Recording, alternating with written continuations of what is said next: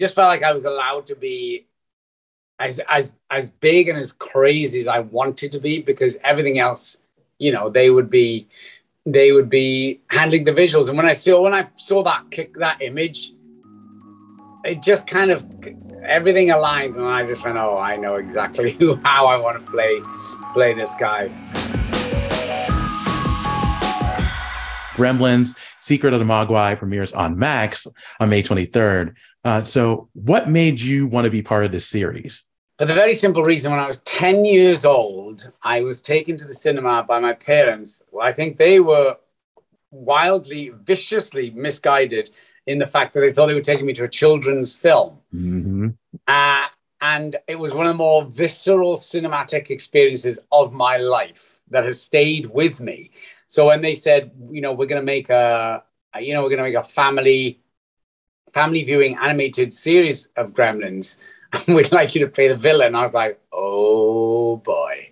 And at that point, having watched the film, where I'd never seen a film like it, whereby this roller coaster of real horror and comedy is kind of balanced and juggled and intertwined so deftly, where you're kind of going, I don't know whether I'm supposed to be horrified and scared beyond out of my wits, or whether I'm supposed to be laughing, or both.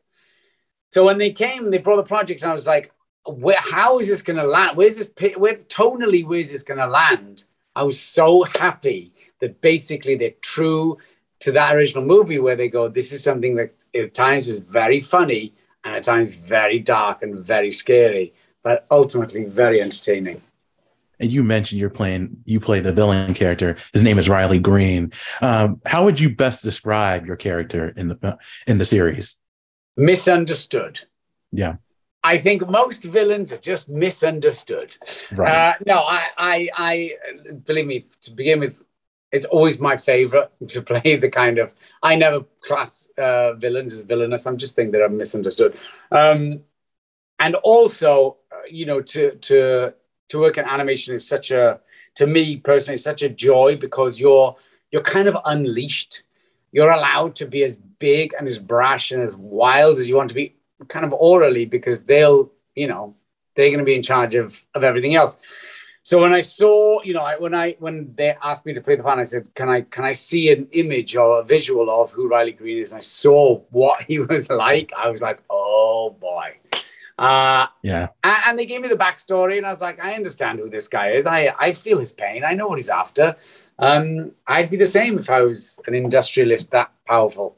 Absolutely. And this leads to my next question. Riley, he has his own reasons for going after the Mogwai and, going after Sam, and he seems to be unstoppable. But do you enjoy voicing and playing villainous roles like Riley?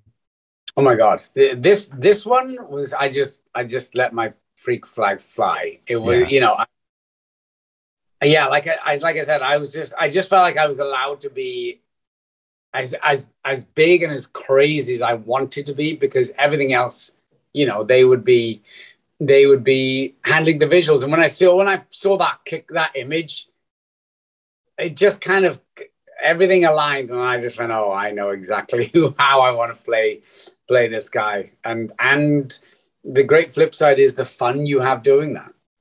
Of course. And you talked a little bit about this, how, Gremlins, Secret of the Mogwai is just animated, more family oriented than the two Gremlins films. And, also it's also a prequel story. So other than those things, what do you think is the biggest difference between the series and the two movies? I think the sense of quest, I think, is bigger in this one. Right. In that it certainly is an appeal for children or younger audience members in a true sense. Whereas, the film necessarily wasn't a children's film, but the intertwining of such incredible Chinese mythology and legend, I think has elevated this. It's more, to me, it's more of a quest film. Which goes which goes hand in hand with those other movies like Goonies that we all know, right, where And the beauty of animation is there is no limit to the scale. It's the scale of it is as epic as you want it to be. So, the imagination is left to unfurl as far and wide as possible. Yeah, and like the two movies, Gremlins, Secret of Mogwai, it focuses on Gizmo. And with this being a prequel, Gizmo is younger than he was in the two movies. So do you think there's a difference between Gizmo in the series and Gizmo in the movies? Yes, absolutely. I think there's a kind of greater deal of innocence, I think, to him in our one, because just through time alone, when we see him in the movies, it's so much later. He's just lived longer, and experience by that point, experience so much more. Sam is responsible for taking care of Gizmo and taking him to his homeland. Owning a Mogwai can't be easy. So if you had the chance, would you own a Mogwai if you could follow the rules? I mean, I've thought a lot about that. It's like, because what in the movies, why did it strike such a chord, right? Right. Because you have this thing which can lead to such beauty or whatever you want it to be.